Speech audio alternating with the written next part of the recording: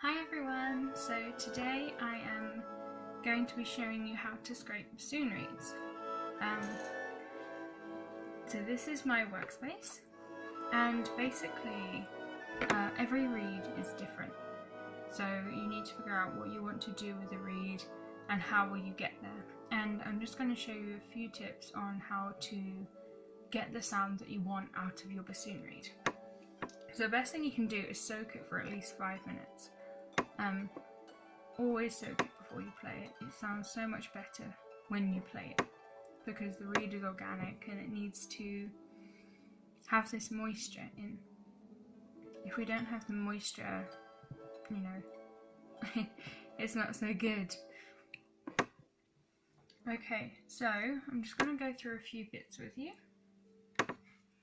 This is over here. I'm going to do it with a pencil just in case. Over here, this is the reed tip. Is the opening right here. As you can see, this opening is very wide. It shouldn't be that wide. This is why I've chosen this reed to do it on. Then you have wire number 1, wire number 2, and wire number 3 is under here, but you can't see it. And you should never touch it in reed adjustment. If you're making your own reeds, that's fine. Adjustment, no. So there is the heart here. This is an important part of it. And then you have the eyes here, 1, 2, and everything that I'm saying is all the same on the other side. Then you have the spine of the reed here, and then you have the alleys or channels either side this way. And then you have the rails, which are the edges, just these edges here. And actually the actual bits of cane are called the blades. And there's the collar here. And then obviously the thread bind. So you always need to make sure that everything you do is symmetrical. So if you do something on the spine, that has to be the same on the spine. And it's the same with the heart, although try not to touch the heart too much because the heart is the heart of the sound. For something like an alley or a channel, whatever you want to call it, these ones need to be symmetrical, but also symmetrical here as well as here. So if you do one of these, you need to do all 4. And then actually when you play the bassoon, you should always decide which one is the top of the reed and which one's the bottom of the reed. One will always play better than the other. So generally I play with this one at the top. But I found one of my bassoon, I play with this one at the top just because I prefer it being further away from my mouth. I found with my favourite one at the moment, I play with this one at the top just because it sounds so much nicer. Okay, so bassoon reed adjustment is not something that is once for all, and I can't tell you exactly how to improve your reeds. You need to do it based on trial and error and what you need to, what you know about your reed already. So, what you'll need is, I'll put this back in the water for now. You need a reed knife. These are very, very sharp. Be careful with them. You need pliers. Just, yeah, bog standard pliers will do. And I can't remember the name of it. It goes inside the reed. But I found that a cheap alternative is a guitar electrical, and it sits there and it does the job just fine. And you also should have a mandrel for your second wire. I'll go through it later on. I can't afford a mandrel right now, so I just work very, very carefully. Okay, so first of all we need to check wires. So have a look at the tip opening, and actually it's really, really wide. It should be between 1 and 1.5. I know this isn't going to be very nice, and if I give it a crow, it's not. You want something really hearty and multiphonous, like really, you know when you get a good bassoon crow. It doesn't sound very musical, it just sounds very crow-like. So one thing you do is you get your pliers and you check if the wires are loose. These ones look pretty tight to me. Yeah, they don't look like they're loose. you need to make sure that firstly they're not too loose, but secondly not too tight. If they're loose, they vibrate and they become, the sound becomes distorted and flatter. If it's too tight, then it chokes the reed and you get lower overtones, you get sharper sound. Don't over squeeze. If we go on to the next part, I'm going to tell you don't over squeeze them, because if they're misshapen, then they make not so nice sound. Okay, so we go on to the wires, and if you on wire 1, if you push the side, opens them. You probably can't see it very well from there. I don't know how to bring it closer. So it opens it up. You should never do it more than tiny squeezes at a time. Actually, I need to close it, so I will just go from top and bottom and close it slightly. You should never do more than a little at a time. Already that's making a better crow. And then wire 2 is down here, the second wire. You should only do it with a mandrel. I just do it really carefully. Try not to play with it too much unless you really have to. So I'll just tell you how it works. The sides, it closes the tip. So it works. It's a bit scary doing this one. And then it strengthens your higher notes, it makes the whole reed sharper, the sound is more mellow, it improves stability of the E and the C sharp below the middle C and it becomes more resistant to play, which isn't always a bad thing, but if we try to make it easy enough to play, also the resistance gives it that nice sound, especially in a piece like Stravinsky's Rite of Spring. You really want a lot of resistance at the top.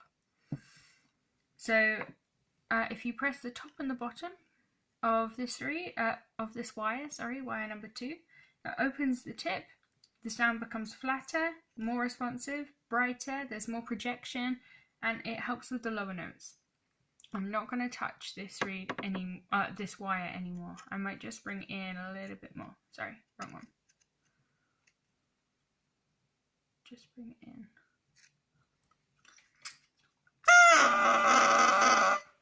See, that makes so much difference already. Okay, now we're going to go on to the next bit. I'm just going to dip in water. Okay, so now we want to start scraping.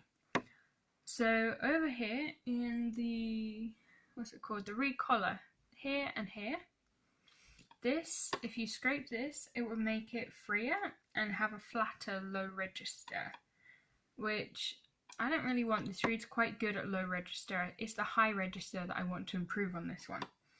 So B makes a softer reed. I need to do that. So I get my reed knife.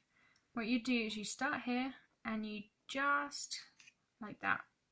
Be very careful on the spine of the reed. Don't do very much. And whenever you do it, don't do very much at a time. Always take it. See, symmetrical. Always take it and then see how it plays.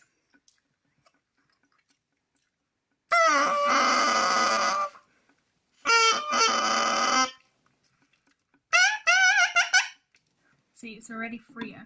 It's much more free. It's much more easy to play. And I haven't actually decided which side is the top of this reed yet. I don't know. So maybe by the end of the video I'll find out which side is the nicest side to play on. Okay, so then you've got C, which are the eyes of the reed here. These two, both sides. If you scrape these, you get a flatter low register. Like I said, I don't really want to work on the low register. If you did, you would just be very careful and scrape there, like that. So one thing that I do, I'll come closer and wait for the camera to focus, is when you scrape out, like that. At the collar and out. That was a little bit too aggressive, unfortunately, so I need to just... There we go. There we go. So D is another one. If you hold your reed up to the light, see if I can do it. You can see just behind it that there is the lighter patch over here. Over here. This is the crescent. And the crescent is like the tip of the reed. Pop that in the water for a second. if you scrape the tip of the reed, you get easier tonguing and you get easier pianissimo in the higher register. I think the general high register just gets easier. So what I do is, it's a very, very thin plectrum. Don't get more than this. This is a 0.46 millimeter. And so what you have to do is on this one, you hold it close and you just scrape onto the plectrum. Sorry, I'm holding the knife upside down. I was like, why isn't it working?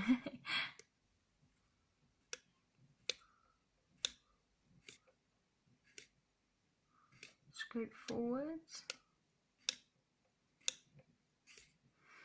You need to make sure you scrape all the way onto, because if you get a, what is it, like a lump of some sort at the front, the next time you scrape further back, it'll catch it and it'll rip the part off.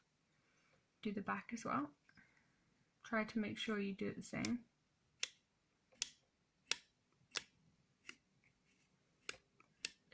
You should hear it clicking onto the plectrum. So should be, yeah, you can see more there now. And also the crescent, make sure that when you do it, the crescent actually is a crescent. It's not just a straight line, but a crescent. Okay, and then the next one would be here.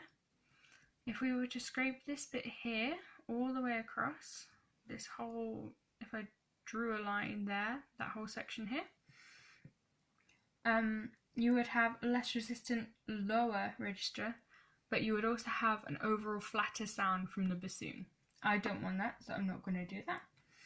And then over here in the heart, you just get more freedom, but you get weaker stability. So I don't really want weaker stability right now because I don't know how well the reed plays. And the heart is always the last thing you scrape. I don't want to touch the heart very much at all. Okay, and then G is this bit here, the whole crescent. And then there's a little bit behind, so if I was to, I'll do it like this. So going over the heart, this will come off very easily. So over the heart, can you see the, I'm trying to get my camera to focus on it, but it doesn't want to focus today. Come on, mister. Okay, and then that's a bit better. Anyway, you can see the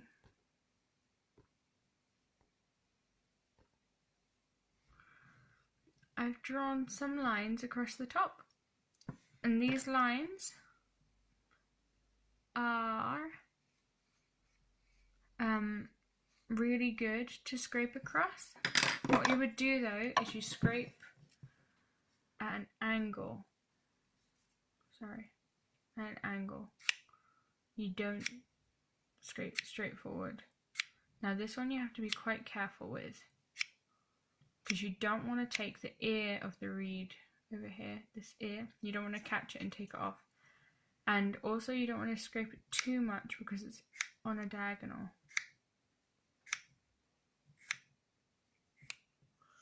Make sure you do the same on the other side, so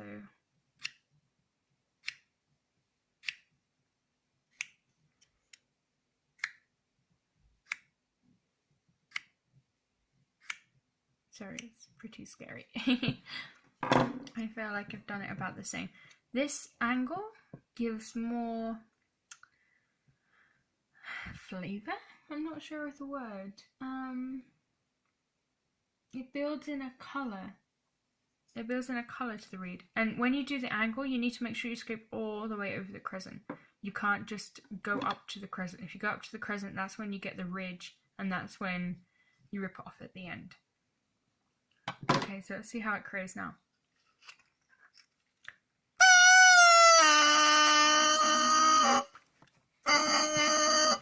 See, that's a much freer crow than it was before. I'm really happy with that, actually. And I think this is going to be the top of my reed again. It sounds really good. So I can write in pencil a small B, if it'll allow me to, a B on the bottom, and that just tells me this is the bottom of my reed. And I'm pretty happy with that. So I'll see you all soon.